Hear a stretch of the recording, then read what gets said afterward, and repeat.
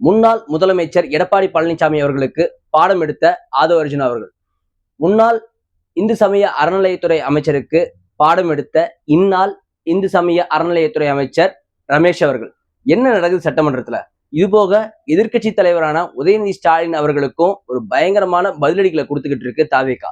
So இன்னைக்கு சட்டமன்றத்துல என்னெல்லாம் சுவாரஸ்யமா நடந்துச்சு அப்படிங்கிற ஒரு சில விஷயங்கள் தான் இந்த வீடியோ நம்ம பார்க்க போறோம். ஸோ வீடியோவை ஸ்கிப் பண்ணாம கடைசி வரைக்கும் பாருங்க.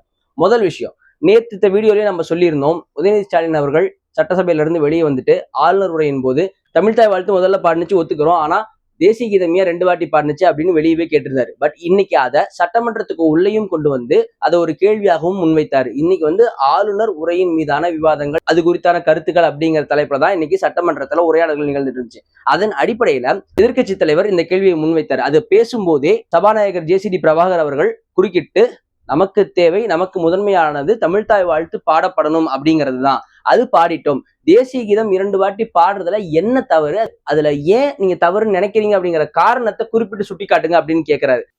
நாட்டுப்பண் 2 முறை பாடியதில் என்ன தவறு என்று எனக்கு தெரியவில்லை. நாட்டுப்பண் 2ஆம் முறை பாடிய தவறு என்று நீங்கள் சொல்ல வருகின்றீர்களா? அப்படி தவறு என்றால் அது எந்த அடிப்படை தவறு என்று சொல்ல வருகிறீர்கள்? நமக்கு வேண்டியது நம்முடைய தாய்மொழிக்கு முக்கியத்துவம் தர வேண்டும். அதுக்கு திரும்பவும் உதயநிதி ஸ்டாலின் அவர்கள் தமிழ்தாய் வாழ்த்து ஒரு தடவை பாடினீங்க, ரைட், தேசிய கீதம் ஏன் 2 வாட்டி பாடினீங்க, அப்ப நீங்க தமிழ்தாய் வாழ்த்தையும் 2 வாட்டி பாடி இருக்கணும்ல அப்படின்னு கேட்கிறாரு. கடந்த ஆட்சி காலங்கள்ல தமிழ்தாய் வாழ்த்து ஒரு முறையும், நிகழ்ச்சி முடிஞ்சோடனே தேசிய கீதம் ஒரு முறையும் தான் பாடப்பட்டு நிகழ்ச்சிகள் முடியும்.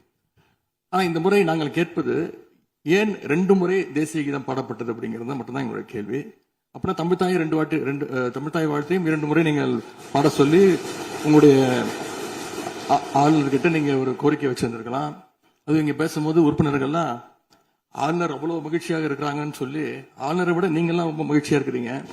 இதுக்கு பதில் அளிக்கிற வகையில ஆதவ அர்ஜுனா அவர்கள் எழுந்து ஒரு விஷயத்த முன்வைக்கிறார். என்ன அப்படின்னா, இந்த வாட்டி தமிழ்தாய் வாழ்த்து பாடல் ஆளுநர் இருக்கும் போதே பாடப்பட்டது, ஆனா கடந்த 3 ஆண்டுகள்ல தமிழ்தாய் வாழ்த்து பாடவே படல அப்படின்னு ஃபர்ஸ்ட் சொல்றாரு. அதை ஜேசிடி பிரபாகர் அவர்களே குறுக்கிட்டு, மன்னிக்கவும் உறுப்பினர் அவர்களே, தமிழ்தாய் வாழ்த்து பாடப்பட்டுச்சு அப்படின்னு திருத்தம் பண்றாரு. அவங்க கட்சியினுடைய எம்எல்ஏவாக இருந்தாலும் சரி, அமைச்சராகவே இருந்தாலும் சரி, தவறு ஒண்ணு செய்யறாருன்ற போது அது சபாநாயகர் அவர்கள் சுட்டி காட்டுறாரு. ஏன்னா அதுதான் அவருக்கான பணி, அதுதான் அரசவையின் மரபும் கூட. அந்த வகையில சுட்டி காட்டுறாரு. உடனே ஆதவ அர்ஜுனா அவர்களும் திருத்திக்கிட்டு ஒரு மாதிரி என்ன சொல்றாரு அப்படின்னா, அதாவது ஆளுநரை வைத்துக்கொண்டு தமிழ்தாய் வாழ்த்து பாடப்படல, ஒண்ணு அவர் வெளிநடப்பு செஞ்சு போயிருவாரு, அதுக்கப்புறம் தான் அவையில தமிழ்தாய் வாழ்த்து பாடப்பட்டிருக்கு இப்படின்ற மாதிரியான ஆரோக்கியமான விவாதங்கள் போய்கிட்டு இருக்கு. ஆனா இந்த தமிழ்தாய் வாழ்த்து பாடல் பிளஸ் இந்த விஷயங்களை திரும்ப திரும்ப திரும்ப பேசிக்கிட்டே இருக்கணுமா? ஏன்னா நமக்கு தேவைங்கிறது முதன்மையானது தமிழ்தாய் வாழ்த்து பாடணும் அப்படின்னு சில பேர்லாம் பேசிட்டு இருப்பாங்க. ஆனா மரபுன்றது முடிந்த அளவுக்கு பாதுகாக்கப்படணும். ஒரு வாட்டி தமிழ்தாய் வாழ்த்து பாடினா திரும்ப ஒரு வாட்டி தான் தேசிய கீதம் பாடணும். தொடக்கத்தில் தமிழ்தாய் வாழ்த்து பாடல், இறுதியில் தேசிய கீதம், இப்படிங்கிறது தான் மரபு. அதை உடைச்சு மாத்தி 2 முறை தேசிய கீதம் பாடப்படும் அப்படிங்கிறதையெல்லாம் நம்ம ஏத்துக்க முடியாது. இது என்னுடைய கருத்து. அந்த வகையில உதயநிதி ஸ்டாலின் அவர்கள் முன்வைத்த கேள்விங்கிறது நியாயமானது. அதே வகையில முன்பு எப்படி தமிழ்தாய் வாழ்த்து முதலில் பாடப்படணும்ட்டு கோரிக்கை வச்சதை இந்த அரசு செவிசாய்த்து அதுக்கான முனைப்புகள் எடுத்து முன்னெடுப்புகளாக நம்ம அரசு நிகழ்ச்சியில அதை செயல்படுத்தினாங்களோ, அதே மாதிரி இனிவரும் காலங்கள்லயும் ஒரு முறை தமிழ்தாய் வாழ்த்து பாடல் தொடக்கத்துல, இறுதியாக ஒரே ஒரு முறை தேசிய கீதம் இப்படிங்கிற விகிதத்துல போகும்போது எந்த பிரச்சனையும் இருக்காது. அது நம்மளோட தமிழ் உரிமையையும் பாதுகாக்கப்படும் அப்படிங்கிறது ஒரு கருத்து. அடுத்த கட்டமா, முன்னாள் முதலமைச்சர் 50 ஆண்டு கட்சிங்கிறாங்க. அவங்களுக்கு நேற்று வீடியோல நம்ம சொல்லியிருந்த மாதிரி எப்படி 75 ஆண்டு கால கட்சிக்கு இப்ப வந்த 40 நாட்களான கட்சி பாடம் எடுத்துச்சோ, அதே மாதிரி 50 ஆண்டு கட்சி ஒரு முன்னாள் முதலமைச்சருக்கே நேத்து வந்த கட்சி பாடம் எடுக்குது. இந்த மேகதாது அணையின் மீதான தீர்மானங்கள் நிறைவேற்றப்பட்டிருந்துச்சு. அதோட தொடர்ச்சியாக காலையில இருந்து ஒரு பயங்கரமான வாதம் போய்கிட்டு இருந்துச்சு. ஏன் அந்த வாதம்னா, நேற்று இந்த வீடியோ உங்களுக்கு பார்த்துருந்தீங்கன்னா புரிஞ்சிருக்கும், பார்க்கலன்னா தயவு செய்து அதை போய் பார்த்துருங்க. ஏன்னா கூட்டணி கட்சியாகவே இருந்தாலும் ஒரு எதிர்க்கட்சி தலைவர் உதயநிதி ஸ்டாலின் அவர்கள் சொன்ன திருத்தத்தை என்னன்னு தெளிவாகவே படிக்காம அதையும் நாங்கள் அப்படியே ஏற்றுக்கொள்றோம் அப்படின்னு முதலமைச்சர் சொன்னதுல எங்களுக்கு உடன்பாடு இல்லை அப்படின்னு சொல்லி சிபிஎம்மோட தலைவர் வேறொரு பொதுக்கூட்டத்துல பேசியிருந்தாரு. அது இன்னைக்கு விவாதமா காலையில சட்டசபையிலும் அவரும் எழுப்பினார். அந்த வகையில மாற்றுக் கட்சியினர் நிறைய பேரும் அதுக்கான கேள்விகள்லாம் வச்சாங்க. அதற்கு எதிர்கட்சிகளும் சரி, ஆளுங்கட்சியினுடைய நீர்வளத்துறை அமைச்சரும் சரி, பொதுத்துறை அமைச்சரும் சரி, எல்லாருமே பதிலளிச்சாங்க. ஆனா அந்த டைம்லலாம் எடப்பாடி பழனிசாமி அவர்கள் ஏதாவது கோவத்துல கத்திட்டு வெளிநடப்பு செஞ்சுட்டாரா என்னன்னு தெரியல. ஆனா அவையில இல்ல அப்படிங்கிறது மட்டும் தெரியுது. அதுக்கு கேள்வி கேட்கும் போது எந்திரிச்சு எடப்பாடி அவர்கள் எப்படி குறிப்பிடுறாருன்னா, பேரவைத் தலைவர்களே, இது உணர்வுபூர்வமான விஷயம், இதை நீங்க இப்படிலாம் பண்ணக்கூடாது அப்படின்னு சொல்லும்போது பேரவைத் தலைவர் அவர்களே ஒரு குறிப்பிட்டு ஒரு விஷயத்த பதிவு பண்றாரு. அதாவது இந்த தீர்மானத்தை எல்லா கட்சியும் ஒற்றுமையா இருந்து நிறைவேற்றிட்டோம் அப்படின்னு இந்தியா முழுக்க இதை பத்தி பெருமையா பேசிட்டு இருக்காங்க. அப்படி ஒரு நல்ல விஷயமா போற்றப்பட்டு போற்றியாயிட்டு இருக்கிற டைம்ல நீங்க இன்னைக்கு வந்து அதை நாங்க எதிர்க்கிறோம், அதை நாங்க ஆதரிக்கல இப்படின்லாம் பேசுனீங்கன்னா அது ஒரு மாதிரி நம்மளோட ஒற்றுமைக்கு ஒரு பாதகம் அந்த மாதிரி ஆயிரும். ரெண்டாவது, இது கர்நாடக அரசுக்கு ஒரு சாதகமான ஒரு பாயிண்டா நீங்களே எடுத்து கொடுத்துறாதீங்க அப்படின்ற மாதிரியும் பேசுறாரு. இருந்தாலும் இதை பத்தி எல்லாம் பேசும்போது ஆதவர்ஜுனா அவர்கள் பிளஸ் ஏவாவேல் அவர்கள் 2 பேருமே இவருக்கு பதில் சொல்ற மாதிரியான விஷயங்கள் சொன்னாங்க. அதுல ஏவாவேல் அவர்களும் ஒரு விஷயத்தை என்ன பதிவு பண்றாரு அப்படின்னா, இத்தனை வருஷமாக அந்த காவிரி மேலாண்மை குழு, இதுக்கு சம்பந்தப்பட்ட அட்வொகேட்ஸ் எல்லாருக்கிட்டையுமே பேசி இதுக்கு என்ன பெஸ்டான சொல்யூஷனோ அதை வச்சு அதுக்கான அடிப்படையில தான் எக்ஸ்ட்ரா ஒரு திருத்தத்தையும் ஆட் பண்ணி நாங்க கொடுத்துருக்கோம். அந்த நடுவர் மன்றங்கிறது தேவையானதான் அப்படின்னு இவங்க எல்லாம் வாதம் வைக்கிறாங்க. கேட்கலாம் நடுவர் மன்றம் என்று சொன்ன அடிப்படையில் தான் அந்த திருத்தத்தையே நாங்கள் கொடுத்தோம். ஆனா எடப்பாடி பழனிசாமி அவர்கள் என்ன சொல்றாரு அப்படின்னா, எங்களோட ஆட்சியின் காலத்துல புரட்சித் தலைவி அம்மா அவர்கள் இருந்தபோது இதுக்கு சட்ட போராட்டம் நடத்தி இதுக்கு ஒரு தீர்வு கண்டாங்க. அந்த தீர்ப்பிலேயே தெளிவா குறிப்பிட்டிருக்காங்க. என்ன அப்படின்னா, இந்த தீர்ப்பின்படி கர்நாடக அரசு, அதாவது மேல்படுகையில் இருக்கக்கூடிய அரசு கீழ்ப்படுகையில் இருக்கக்கூடிய அரசின் ஒப்புதல் இல்லாம தண்ணீரை தடுக்கும் வகையிலோ இல்லது அந்த தண்ணீர் ஓட்டத்தை பாதிக்கும் வகையிலோ எந்த ஒரு செயலும் செய்யக்கூடாது அப்படிங்கிறது அந்த தீர்ப்புல தெளிவா குறிப்பிட்டிருக்கு. அதாவது அது என்ன மேல்படுகை கீழ்ப்படுகை அப்படின்னா ஆற்றுப்படுகைன்னு சொல்லுவாங்க இல்லையா, கர்நாடகால இருந்து மேல்படுகையா இருக்கு, அதுல இருந்து வந்துதான் தண்ணி நம்ம கீழ்ப்படுகையான தமிழ்நாட்டுக்கு வருது. இதைத்தான் மேல்படுகை கீழ்ப்படுகைன்னு எடப்பாடி பழனிசாமி அவர்கள் குறிப்பிட்டிருப்பாரு. இதை குறிப்பிட்டு சொல்லும் போது இன்னொரு வார்த்தையும் சொல்றாரு. அதாவது கடந்த திமுக அவர்களின் ஆட்சியில வந்து என்னென்ன மாதிரியான விஷயங்கள்லாம் முன்னெடுத்தாங்கன்னு தெரியல, நடுவர் மன்றம் அதெல்லாம் சொல்றாங்க, அது எனக்கு என்னன்னே தெரியல அப்படிங்கிற மாதிரி ஒரு வார்த்தை சொல்லிட்டு மாட்டிக்கிட்டாரு. இன்றைக்கு மாண்புமிகு முன்னாள் பொதுப்பணித்துறை அமைச்சர் சொன்னாங்க, அதுல எனக்கு என்ன அவருடைய ஆட்சி காலத்துல என்ன செஞ்சாங்க எங்களுக்கு முழு விவரம் தெரியாது. அதுக்கு அடுத்து உடனே ஆதவர்ஜுனா அவர்கள் எந்திரிச்சு பதில் சொல்லும் போது என்ன சொல்றாரு அப்படின்னா, இந்த இடத்துலதான் ஆதவர்ஜுனா அவர்கள் எடப்பாடி பழனிசாமி அவர்களுக்கு பாடம் எடுக்கிறாரு. என்ன சொல்றாரு அப்படின்னா, நீங்க இந்த விஷயங்கள் காலையில இருந்து இது குறித்து தான் பயங்கரமா விவாதம் நடந்துட்டு இருந்துச்சு, நீங்க அவையில இல்லைன்றதுனால உங்களுக்கு நான் திரும்ப சொல்றேன் அப்படின்னு அழுத்தி 2-3 தடவை அந்த விஷயத்தையே அழுத்தி ஆதவர்ஜுனா அவர்கள் சொல்றாரு. என் பார்வையில் அது முதல்ல ஏதாவது ஒரு நடந்துச்சுன்னா உட்காந்து சட்டசபையில உட்காந்து அது கேளுங்க, வெளிநடப்பு செஞ்சுட்டு வந்துட்டு எங்களுக்கு தெரியலன்னா என்ன அப்படிங்கிற மாதிரி. நீங்க உங்களுக்கு தெரியலன்னு சொல்றது எங்களுக்கு ஆச்சரியமா இருக்கு, இருந்தாலும் உங்களுக்கு நான் இப்ப அதை விளக்கி சொல்ல வேண்டிய கடமை இருக்கின்றதுனால நான் சொல்றேன். இது நடுவர் மன்ற விஷயம், இந்த மாதிரியான விஷயங்கள்லாம் என்ன முறைப்படி செய்யணுமோ அதெல்லாம் தான் முறைப்படி செஞ்சுக்கிட்டு இருக்கோம்.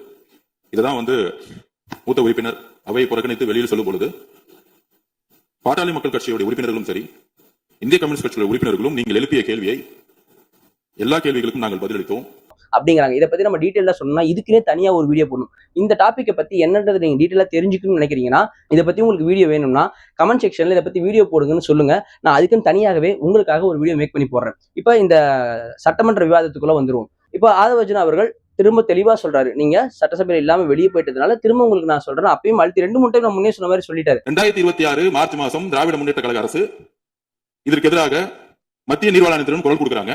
மாண்புமிகு மூத்த உறுப்பினர் தெரியாதுன்னு சொல்லிருக்கீங்க, அதை நாங்கள் பதிவு பண்ணிக்கிறோம். மார்ச் மாதம் திராவிட முன்னேற்ற கழக அரசுல என்ன செஞ்சாங்கிறது நாங்க உங்கள் மூத்த உறுப்பினர் முன்னாள் முதலமைச்சராக இருக்கும்போது அவையில் நீண்ட விவாதம் நடந்தாலும் நீங்கள் அவையில் இல்லாதனால திருப்பி முன்னிட்டு நாங்கள் பதிவு பண்றோம்.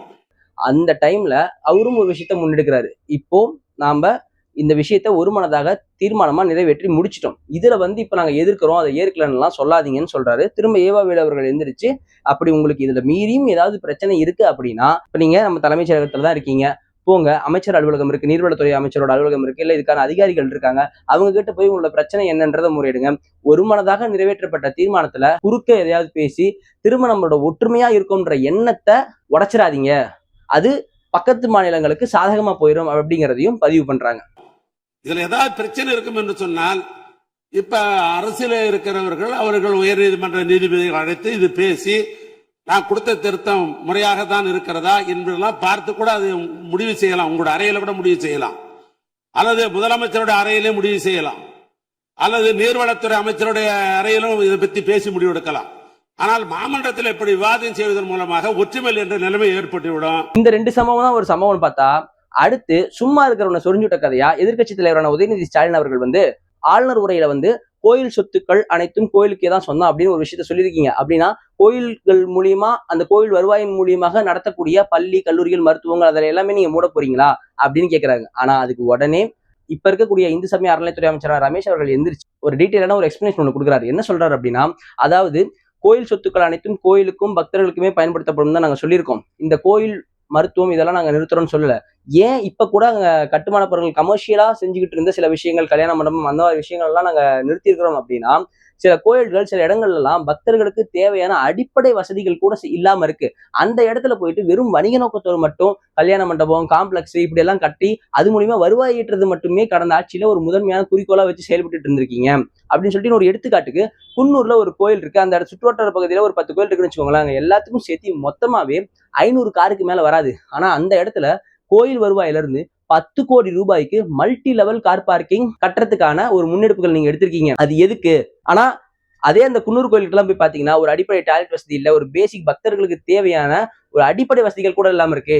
இந்த மாதிரியான விஷயங்களை தான் நாங்க தடுக்கிறோம்னு சொல்லியிருக்கோம் அப்படின்னு சொன்னாரு. இதுக்கு உடனே பதில் கொடுக்குற மாதிரி அமைச்சர் சேகர் பாபு அவர்கள் எந்திரிச்சு, இந்து சமய அறநிலையத்துறை கொடைகள் சட்டம்னு ஒண்ணு இருக்கு.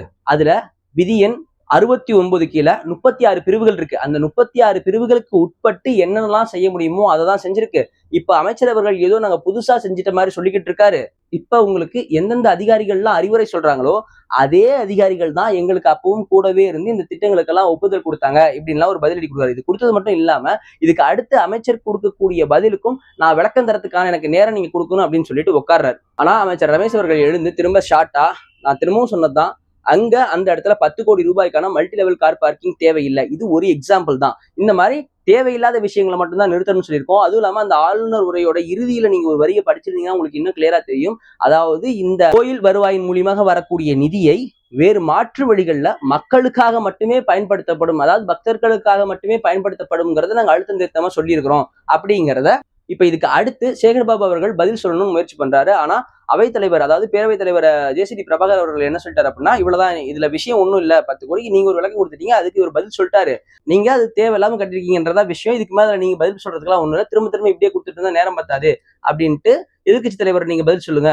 எதிர்க்கட்சி தலைவர் நீங்க பேசுங்க அப்படின்னு கடந்து போயிறாரு. அப்போ சேகர்பாபு அவர்கள் அங்க இருந்துட்டு கத்துன்னு கதறுன்னு கதறாரு. அதே மாதிரிதான் காலையில எடப்பாடி அவர்களும் இந்த மேகதாது அணையின் மீதான விவகாரத்தின் மீது பேசும்போது அவரும் வாழ்னு கத்துறாரு. இன்னைக்கு 40 நாள் ஆன கட்சி ஒன்னும் தெரியாத கட்சின்னு சொல்றவங்க எல்லாம் முன்னாடி இருந்த கட்சிகளுக்கு பாடம் எடுத்துக்கிட்டு இருக்காங்க.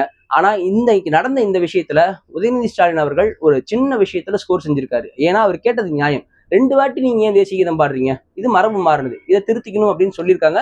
இதையும் தாவேக்கா ஆட்சி அடுத்த முறையிலிருந்து திருத்திக்குவாங்கன்னு நம்ம நம்பலாம். இந்த மாதிரி இன்னும் பயங்கர சுவாரஸ்யமான நிகழ்ச்சிகள்லாம் நடந்துச்சு. ஏன்னா ராஜ்மோகன் அவர்கள் இதுக்கப்புறம் தான் தரமான ஒரு பதிலடியா திமுக கட்சிக்கு கொடுத்தாரு. அதுக்கப்புறம் அம்மா மக்கள் முன்னேற்ற கட்சியிலிருந்து வந்திருக்கக்கூடிய ஒரே ஒரு எம்எல்ஏ சட்டசபையவே கொஞ்ச நேரம் சிரிக்க வச்சாரு. ஏன் நம்ம முதலமைச்சரே சிரிக்க வச்சாரு. அதெல்லாம் என்ன விஷயம் அப்படிங்கறத அடுத்த வீடியோ உங்களுக்கு நான் தெரிவிக்கிறேன். இவ்வளவு நேரம் நீங்க கேட்டதை வச்சு இதுல யார் செய்யறது சரி, டிவிக்கே சரியா தான் போயிட்டு இருக்கா, ப்ராப்பரா ஸ்கோர் செய்யறாங்களா, இல்ல அவங்களும் சில தவறுகள் செய்யறாங்களா, நீங்க என்ன நினைக்கிறீங்க அப்படிங்கறத கமெண்ட் செக்ஷன்ல சொல்லுங்க. அடுத்த வீடியோல வேற ஒரு இன்ட்ரெஸ்டிங்கான டாபிக்கோட உங்களை சந்திக்கிறேன். பட் அதுக்கு முன்னாடி இந்த வீடியோ பார்த்து உங்களுக்கு பிடிச்சிருந்துச்சுன்னா ஒரே ஒரு லைக் பண்ணிட்டு ஒரு சப்ஸ்கிரைப் பண்ணி, முடிஞ்சா இந்த வீடியோ உங்க ஃப்ரெண்ட்ஸ்க்கும் ஷேர் பண்ணி பார்க்க சொல்லுங்க. நான் சொன்ன மாதிரி அடுத்த வீடியோல அந்த மீதி இருக்க 2 சுவாரஸ்யமான டாபிக்கோட உங்களை சந்திக்கிறேன். Until then, Tamil Selvan, Tamil views. Thank you.